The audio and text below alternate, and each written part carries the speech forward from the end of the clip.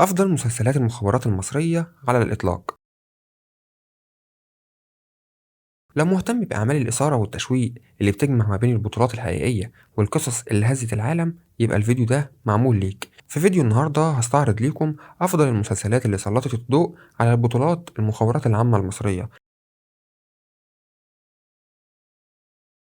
بس في البداية برشح لكم موقع موفيبيديا، وده موقع ترشيحات أفلام ومسلسلات خاص بينا، متميز ورائد في نوعه واللي أكيد إنه هيعجبك.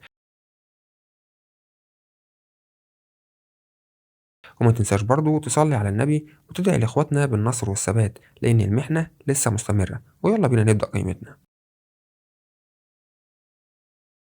المسلسل الأول معانا هو مسلسل رأفت الهجان، واللي أنتج سنة 1988 وبيتكون من 56 حلقة. المسلسل من بطولة محمود عبد العزيز ويسرى ويوسف شعبان ومحمد وفيق، وبتدور قصته عن البطل رفعت الجمال اللي معروف باسم رأفت الهجان، اللي عاش وسط المجتمع الإسرائيلي في الخمسينيات وقدر يكسب ثقتهم ويتجسس عليهم لصالح المخابرات المصرية، ويكون واحد من أهم العملاء اللي ساعدوا مصر في كشف أسرار العدو.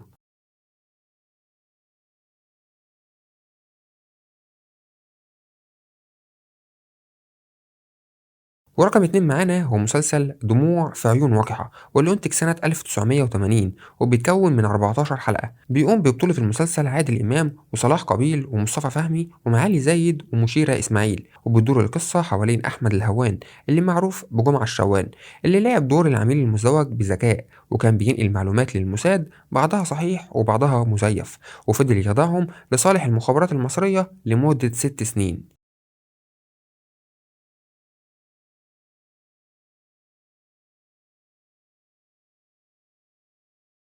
ورقم 3 معانا هو مسلسل الزيبق، واللي أنتج سنة 2017 وبيتكون من 30 حلقة. وبيقوم ببطولته كريم عبد العزيز وشريف منير وريهام عبد الغفور وطلعت زكريا وسهر الصايغ. بتدور القصة عن شاب مصري اسمه عمر صالح اللي شغال في شركة كبيرة في قسم كاميرات المراقبة، واللي بيتم تجنيده من المخابرات المصرية علشان يكشف خلايا الموساد المنتشرة في مصر وأوروبا، ويدخل في مواجهات خطيرة علشان يحمي بلده.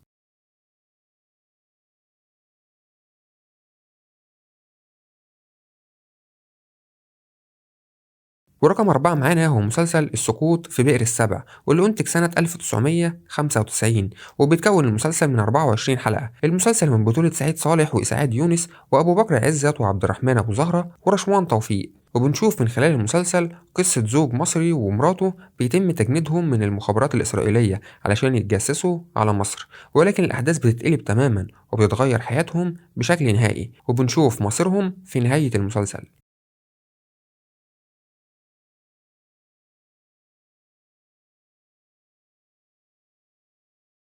ورقم 5 معانا هو مسلسل الكتيبة 101، واللي أنتج سنة 2023 وبيتكون من 20 حلقة فقط. المسلسل من بطولة آسر ياسين وعمرو يوسف وفتحي عبد الوهاب وأحمد صلاح حسني وبهاء ثروت، وبتدور الأحداث حوالين بطولة الكتيبة 101 صاعقة في مواجهة الهجمات الإرهابية على المواقع العسكرية ومطاردتهم في سيناء. المسلسل بيبرز دور المخابرات المصرية في كشف مخططات الإرهاب وتفاصيل المعارك الحاسمة اللي دارت ما بينهم في سيناء.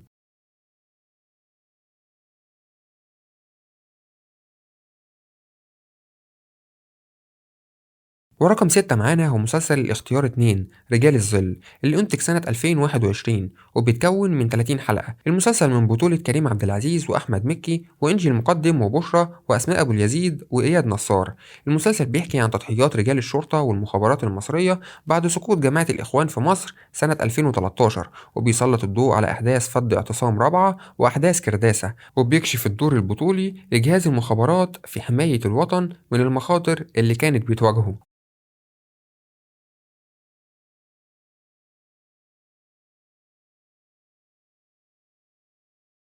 ورقم 7 معانا هو مسلسل العميل 1001. المسلسل ده أنتج سنة 2005 وبيتكون من 31 حلقة، وبيقوم ببطولته مصطفى شعبان ونور اللبنانية ونيلي كريم وعبد الرحمن أبو زهرة وخيرية أحمد. وبيدور القصة حوالين شاب اسمه عمرو طلبة اللي جندته المخابرات المصرية ودسته وسط الجيش الإسرائيلي قبل حرب 73، وده كان بسبب الشبه الكبير بينه وبين شاب يهودي مات في طنطا، وده كان مفتاحه لنجاحه في تنفيذ مهمته بكل شجاعة وذكاء.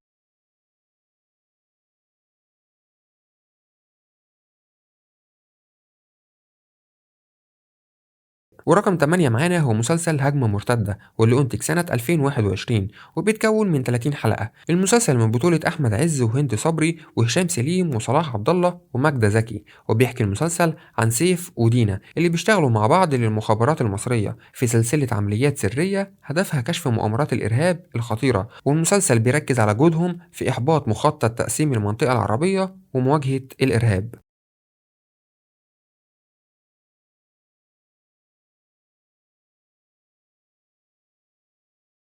ورقم 9 معانا هو مسلسل العائدون واللي أنتج سنة 2022. بيتكون المسلسل من 30 حلقة ومن بطولة أمير كرارة وأمينة خليل ومحمد فراج ومحمود عبد المغني وهاني رمزي. بتدور الأحداث عن مواجهة المخابرات المصرية لتنظيم الدولة والجماعات المتطرفة، ودور الضباط والعملاء السريين وخبراء المفرقعات اللي بيخوضوا عمليات شجاعة لحماية الوطن من الإرهاب والقضاء على المخاطر اللي بتعيشها مصر في فترة معينة.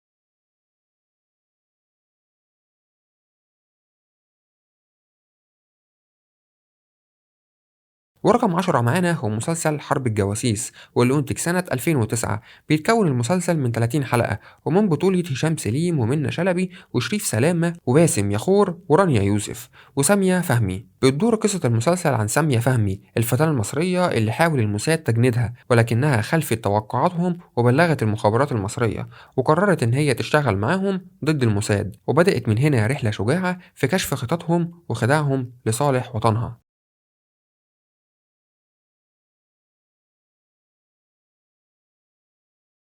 وبكده أكون وصلت لنهاية الفيديو، فلو وصلت معانا لحد هنا أحب أقول لكم ما تنسوش تشتركوا في القناة وتفعلوا زر الجرس وتزوروا موقعنا، وما تنساش تكتب لنا في الكومنتات عايز الفيديو الجاي يكون عن إيه. وسلام.